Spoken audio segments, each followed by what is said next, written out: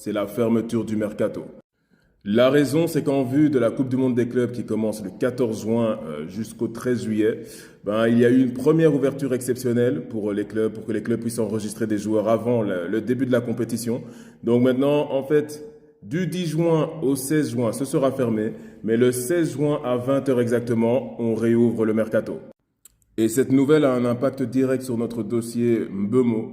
Pourquoi? Parce que Manchester United ne va pas avancer plus que ça aujourd'hui. Donc, il ne faut pas s'attendre à un here we go aujourd'hui, les gars, parce que Manchester United reformulera une offre le 16 juin lors de la réouverture du mercato.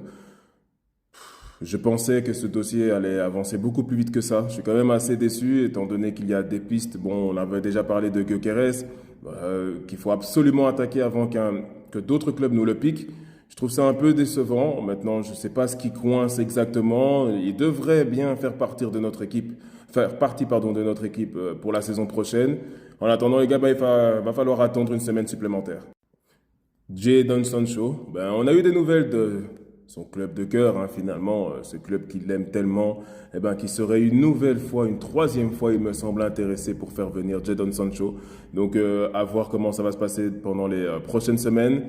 Est-ce qu'il va revoir ses exigences de salaire à la baisse? Parce que voilà, on sait que Sancho n'a pas été retenu à Chelsea, parce que justement, il demandait beaucoup trop d'argent. Donc à voir, Dortmund, ils n'ont pas plus d'argent que Chelsea. Donc à lui de voir, à lui de choisir. C'est soit le banc et le placard à Manchester United pendant 1 an, le temps que son contrat se termine, ou alors il baisse son salaire et il va jouer dans un club européen. Mike Maignan, qui semblait proche de Chelsea ces derniers jours, le dossier est off, tout simplement parce que Chelsea ne veut pas s'aligner au prix du Milan. Je n'ai pas encore vu des nouvelles par rapport à ce que le Milan demande. Maintenant, moi, en tant que fan de United, Mike Maignan, ça m'intéresse plutôt parce que c'est quand même un très bon gardien, un gardien aussi d'expérience. Bon, voilà, encore une fois, l'argument de l'APL, lui, il ne l'a pas, c'est vrai. Mais j'aime beaucoup ce gardien. Il semblerait qu'il ne coûterait pas trop cher non plus par rapport au marché. Donc, à voir ce qui va se passer. Est-ce que Manchester va se pencher sur le dossier? À voir. Mais les gars, la nouvelle du jour, c'est Osimhen. Osimhen, qu'on pensait, donc le dossier avec Manchester United complètement mort. On pensait qu'il allait partir en Arabie Saoudite. Non.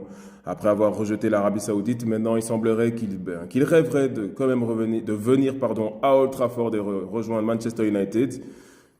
Les gars, je pensais que c'était complètement mort. Osimhen, c'est un super attaquant. On a besoin d'un